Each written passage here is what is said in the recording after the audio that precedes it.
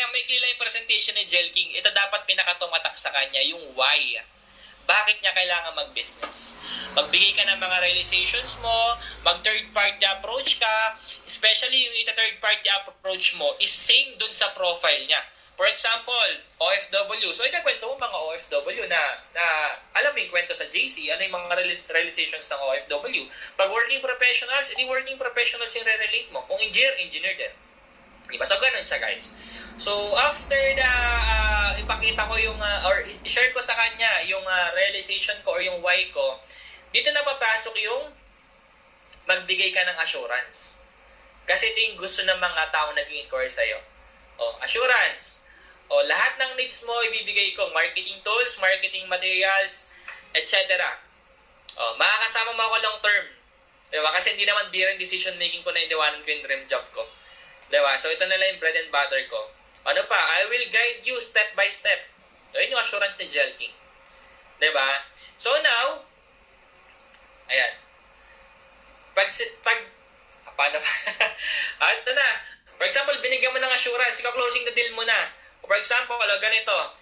Applicable to, guys, yung sasabihin ko para sa mga, may mga nag-inquire. Pakita mo sa kanya yung inquiry mo. Ma'am, alam ba, dami nag-inquire sa akin. Pwede kitang matulungan. So, pakita mo, explain mo, pwede kitang mabigyan ng ka-tie-up, ganyan, di ba? Pwede i-offer sa kanya din yan kasi lumalaki ng focus sa ganitong bansa, ganito, ganyan, di ba? So, now, ma'am, babalikan ko lang po ulit. Ano po ba, ito na, closing the deal na ako, mamalin po ba dun yung pasok po ulit sa budget po ninyo? Yung 17,888 po. Okay, sige, ma'am. Ito po yung next step po natin once na mag-start po tayo ngayon. So, explain mo na ano yung next step. Dapat alam mo. Yung step ko kasi para magsimula, ma'am, ganito, gagawa po ako ng group chat kasama po si wife ko at doon po namin isasend lahat ng details na kakailanganin mo o kakailanganin namin sa'yo. Okay, so mag-fill out lang po tayo. Isasend ko sa akin magpapadala ng payment po natin.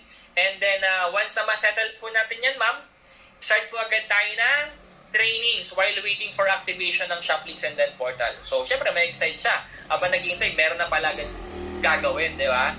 So, para nabivisualize niya or nabivision niya, meron agad nakasunod after niya mag-settle or magbayad. Okay? So, ayan ma'am, mag-send po ako ng mga trainings natin. Lahat po sa GC ko po isa-send, marketing tools, marketing materials. di ba? So, yun po yung next step po natin. Ma'am, ito na. Kinig kayo guys. Ito na siya. Huwag mo tatanungin kung tag dito. Ito, sige. Ulitin ko yung sasabihin ko. Ito yung closing the deal ko. Ready na ba kayo? Ayan, once na nasabi mo na lahat, sabihin mo na, ma'am, okay na tayo din sa 1788. Ano po bang mode of payment po nila? Guys, huwag kang matatakot pag itatanong mo yan. Kasi baka ikaw natatakot ka, nahihiya ka. Diba? Kailangan malakas yung loob mo. Ma'am, ano po bang mode of payment natin? Magbigay ka ng option. We accept online payment po, GCash, online banking, cash. Kung gusto mo sa office po tayo mag-meet. So, pag sinabi na online banking po, okay, sige po, send ko na lang po sa GC po natin. So, okay lang po ma'am, mag-picture po tayo para meron po tayong remembrance kung kailan po tayo nag-start ng business. Tapos, ganun lang si Jel King mag-present. Yan, syempre. Sino naman dito yung additional lang to, tips. Actually, nabanggit na to ni Jel Paul kanina, yung postings. Kung gusto nyo guys na mataas yung credibility mo or yung talagang tao lumalapit sa'yo kahit hindi ka mag-invite, kailangan ma-establish mo to. So, number one, yung sarili mo. Kailangan ang laman ng Facebook mo or social media mo is yung sarili mo or yung branding mo. Diba? Pangalawa, pangbalansi kasi yung sarili mo products. Pangatlo, testimony, income or products.